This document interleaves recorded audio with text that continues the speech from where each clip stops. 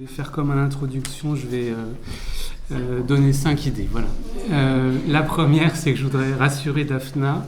En tout cas, à l'espace éthique, bienveillance n'est pas un gros mot. Ni bienveillance, ni sollicitude, ni souci de l'autre, ni attention à l'autre. Voilà. Et tout ça, c'est du non-abandon et c'est quelque chose à quoi on est très attaché. C'était mon premier point. Mon deuxième point, je voudrais revenir quand même sur cet alibi du risque. On aurait pu être par moments presque plus radicaux quand même sur le constat, sur le fait que le risque est quand même, la notion de risque et l'existence de risque au pluriel est quand même encore souvent dans le champ du care et notamment à domicile utilisé comme un alibi pour des prises de pouvoir injustifiées dans la vie des personnes, dans leurs espaces privés, dans leur intimité. Et avec des phénomènes qui sont abondamment décrits. On a beaucoup parlé, moi le premier, de présomption d'incompétence. Dès que vous avez atteint un certain âge, dès que vous avez certaines limitations fonctionnelles, dès que vous avez des troubles cognitifs, psychiques ou intellectuels, dès que vous faites l'objet d'une mesure de protection juridique, tout ça, et alors quand c'est cumulé, je ne vous raconte pas, mais tout ça fait ce qu'on appelle une présomption de compétence, et donc il y a des phénomènes, alors je ne sais pas si c'est des reliquats, mais des phénomènes puissants de paternalisme ou de maternalisme, avec des inégalités de pouvoir et des stéréotypes liés à l'avancée en âge, liés aux troubles cognitifs, des confusions entre capacité fonctionnelle et capacité de discernement, des confusions entre capacité juridique et capacité de discernement, et donc des prises de pouvoir, des mises sous cloche, parfois avec des bonnes intentions, mais c'est quand même des privations de liberté qu'il faut nommer, qu'il faut reconnaître, et je pense que sans d'avoir peur de les nommer. Et je vous rappelle cette citation de Georges Canguilhem dans La connaissance de la vie. Vivre, ce n'est pas seulement végéter et se conserver, c'est affronter des risques et en triompher. Vous entendez, on n'en triomphe pas toujours quand même. Vivre, ce n'est pas seulement végéter et se conserver, c'est affronter des risques et en triompher. Mon troisième point, il est qu'une fois qu'on a dit ça, et là c'est vraiment que le début de la réflexion, je trouve, une fois qu'on a dit ça, se pose tout un tas de questions, et à ce moment-là, c'est toujours bon de se ressouvenir de Spinoza, au début du livre 3 de l'éthique, ni rire, ni pleurer, ni haïr, mais essayer de comprendre. Il parle des passions humaines, on pourrait parler du phénomène que je viens de décrire, le fait de cette prise de pouvoir injustifiée dans la vie d'autrui sous prétexte de l'existence de risques, essayer de la comprendre. Alors pour ceux que ça intéresse, je vous renvoie à la Fondation de France, et notamment Jean-Jacques Amiot et Alain Villès. Ça remonte à il y a plus de 20 ans, mais on fait des travaux considérables là-dessus. Ils appelaient ça droit au risque. Moi, j'ai des petits désaccords sur l'expression droit au risque, mais en tout cas, vous voyez, droit au choix, droit au risque. Il y a des choses importantes, et ils nous avaient invités notamment à essayer de comprendre ces tendances sécuritaires qu'on peut observer dans le secteur du grand âge, mais pas seulement. Ils avaient évoqué le tabou de la mort, l'inversion du rapport d'autorité entre les générations, la primauté d'une lecture sanitaire et technicienne aux dépens d'une attention aux soins relationnels. Moi, j'ajouterais volontiers ce que Ulrich Beck, notamment, et Anthony Giddens nous ont aidé à penser comme la société du risque, quelles que soient les nuances qu'on puisse avoir d'appréciation sur leur constat, mais en gros, ils disent tous les deux que à la société des classes, les sociétés du G-fin, a succédé une société du risque, avec un règne du j'ai-peur, et que la banalité de l'anxiété dans la société industrielle, elle a pris place à la banalité du besoin dans la société industrielle, a succédé une banalité de l'anxiété dans les sociétés contemporaines. Et donc, c'est quand même dans ce contexte aussi là particulier qu'on réfléchit. Moi, je suis très sensible à l'exemple des dysphagies. Je pense que dans les pas suivants qu'on va faire, il faudra qu'on pluralise les risques. C'est pas tout à fait le même risque de chuter, de se perdre, d'être dénutri, d'être déshydraté, de faire l'objet d'une maltraitance financière, de s'étouffer.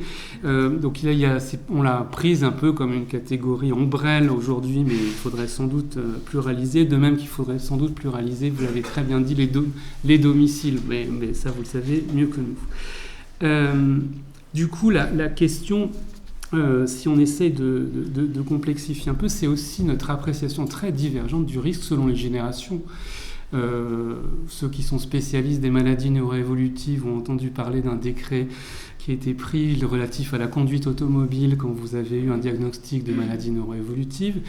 Je rappelle que ce ne sont pas les personnes âgées avec des troubles cognitifs qui vont se tuer sur les ronds-points le samedi dans la nuit après une sortie, qu'en termes d'accidentologie, l'accidentologie des vieillards est bien inférieure à celle des jeunes gens, pas toujours alcoolisés heureusement, mais qui peuvent aussi se planter et en plus grand nombre.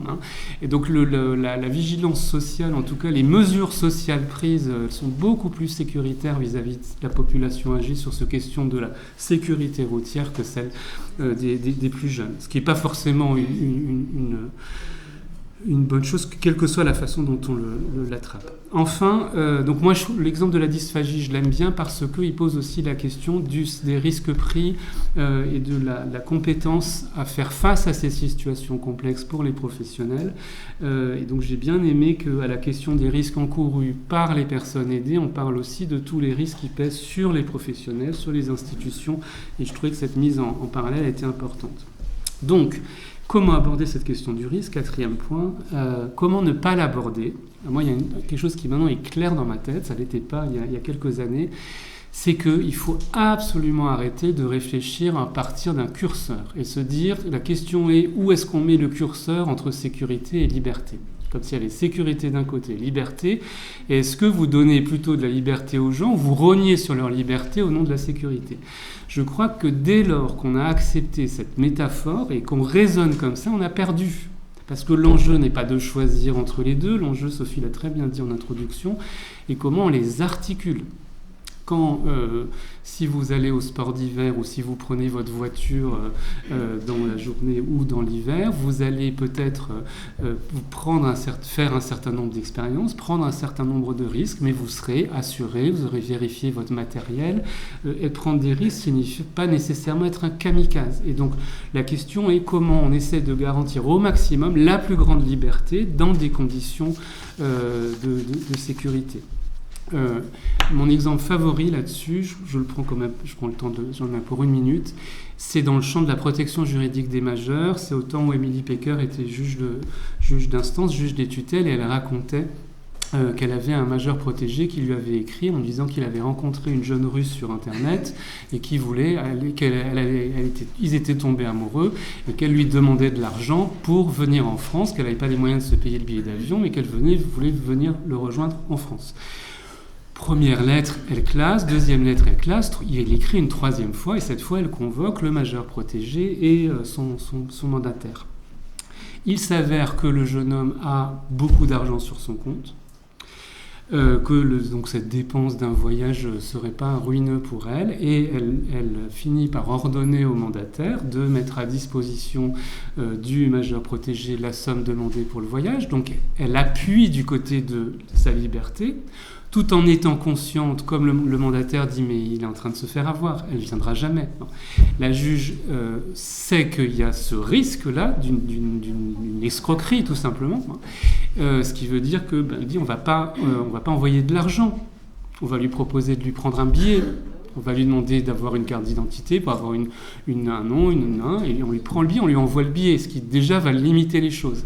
Et puis s'il se fait arnaquer, s'il ne vient pas, s'il revient demander une 2e fois, on reconsidérera différemment. Mais je trouvais que c'était un très bon exemple de dire on peut essayer d'aller dans le sens d'une demande, même si elle nous semble déraisonnable et peut-être naïve, la soutenir, mais pas le faire n'importe comment, essayer de garantir au minimum que la perte d'intégrité la perte financière en l'occurrence, soit réduite. Après, c'est des choses qu'il faudrait travailler, donc je ne vais pas le faire. J'avais prévu de le faire, mais je ne vais pas le faire. Je vous donne juste 2 pistes. La première, c'est la distinction entre risque et danger. Je pense qu'on a une distinction conceptuelle à faire qui est importante. Le danger comme ce qui peut causer un dommage ou un tort, et le risque comme la probabilité d'effets nocifs liés à un danger qui a une probabilité de survenue et une gravité. Et c'est en fonction de ça qu'on va agir et qu'on est plus ou moins fondé à agir. Et la plupart du temps, les mesures sécuritaires, elles viennent d'une appréciation du risque qui est un peu déraisonnable et déraisonnable. raisonnée et qui ne prend pas en compte cette question de probabilité de survenue et d'intensité, de gravité ou de hauteur du risque. Mon avant-dernier point, il est sur je pense qu'il y a quand même des choses très agistes et très validistes dans l'appréciation des situations, et j'ajouterais très sexistes. Ça a été très bien dit, c'est Véronique, je crois, qui l'a dit, ce sont quand même souvent des vieilles femmes pour qui on se pose la question. Peut-être qu'on pourrait se rappeler que les personnes âgées, si elles ont atteint l'âge qu'elles ont atteint, c'est qu'elles sont en grande partie des rescapés. Si elles sont parvenues à cet âge, c'est qu'elles ont su surmonter des épreuves, prendre et évaluer des risques, faire face à des guerres, à des deuils, à des maladies, à des pertes, à des échecs. Et elles ont une forme, par définition, d'expertise du risque. Alors il y a peut-être des gens qui ont eu des vies vraiment très très très protégées, mais franchement, quand on... Voilà, je sais pas, je vous renvoie à votre expérience personnelle, je sais pas comment est votre vie, à quel risque et quel danger vous êtes confrontés, mais on se dit, si elles sont arrivées à cet âge, elles doivent quand même un peu savoir ce que c'est qu'un risque et un danger. De la même façon, pour les personnes en situation de handicap, on est vraiment ravis de ce dialogue qui se noue au long cours avec Philippe Aubert notamment. Cette question de les personnes en situation de handicap, et surtout en situation de handicap important, elles ont une forme d'expertise aussi des risques qu'elles prennent, de leurs besoins. Elles sont obligées de les anticiper parce qu'en face, il faut mettre des prestations, de les comprendre. Et donc, moi, quand j'en parle aussi beaucoup avec Noémie Nolot sur le même sujet, qui explique que conquérir une autonomie quand on a un handicap lourd, ça suppose une compréhension de ses besoins, une connaissance de ses besoins. Et je trouve que la compréhension que Noémie et Philippe ont de leur situation est bien supérieure à la mienne, par exemple. Donc, je trouve sur ces besoins. Donc là, il y a une expertise d'un savoir à reconnaître que quand on est dans l'alibi du risque, on ne voit pas du tout. Et je trouve que sur la question des femmes, comme derrière, il y a quand même dans les prises de pouvoir des rapports de pouvoir, je trouve que là, il y a une inégalité de genre, donc il y a une inégalité liée à l'âge, une inégalité liée au handicap, et à mon avis, une inégalité forte liée au genre, où la prise de pouvoir dans la vie des personnes est plus facile, et à mon avis plus fréquente quand il s'agit des femmes. Je vous renvoie notamment à un très bel article de la sociologue qui était à Normal Sup, qui s'appelle Florence Weber. L'article s'appelle « Être prise en charge sans dépossession de soi ». Il est paru en 2012 dans la revue Alter. Et Florence Weber a accompagné une vieille personne, Jeanne Masson, pendant 10 ans, et elle montre les intrusions dans sa vie à partir du moment où le mari de Jeanne Masson est mort, et elle s'est retrouvée seule. Alors on peut discuter l'article, mais il y a une forme de solitude qui fait que et de rapport de genre, là je pense que surtout dans le champ du domicile, il faut pas totalement éluder. Voilà. Donc je finirai, et c'est mon dernier point, avec une proposition. Je pense que là moi j'ai beaucoup apprécié la façon dont le sujet a été abordé. Je trouve que la représentation théâtrale et le forum derrière nous a vraiment mis en condition pour entrer très profondément dans la situation. Moi, au titre de l'espace éthique, on serait vraiment très partant que cette première rencontre là soit le début d'un programme un peu plus ambitieux et à plus long terme de réflexion sur les questions d'éthique dans le champ du domicile ou des domiciles. On a vu beaucoup de gens qu'on connaissait, mais Françoise Fromageau est partie, il y a Cyril Desjeux, il y a Muriel Delporte, il y a beaucoup de gens dans la salle qui ont, avec des casquettes, vous avez réussi à faire venir des gens de Suisse et de Belgique, et l'approche internationale, on y est très très attachés, nous aussi. La parole des professionnels, il nous manquait, outre Philippe, la parole des personnes accueillies, accompagnées, mais je pense qu'on a là un champ de réflexion à creuser. Voilà, la proposition que je vous fais pour finir, c'est qu'on prenne un petit moment avec un petit temps. Vous aussi, peut-être, dites-nous s'il y a une initiative qui est prise conjointement sur ce sujet-là. Qu'est-ce que vous avez envie d'apporter? Quels sont les types de réflexions qui vous intéressent de mener? Il faut qu'on pense un peu le dispositif, que ce ne soit pas juste un petit groupe de personnes qui réfléchit activement en petit cénacle, mais qui a une dimension peut-être un peu large. Mais je trouve qu'on a vu au cours de tout l'après-midi à la fois la profondeur du sujet, sa complexité, et puis combien on a besoin de creuser là sur ces questions. Voilà, merci à tous.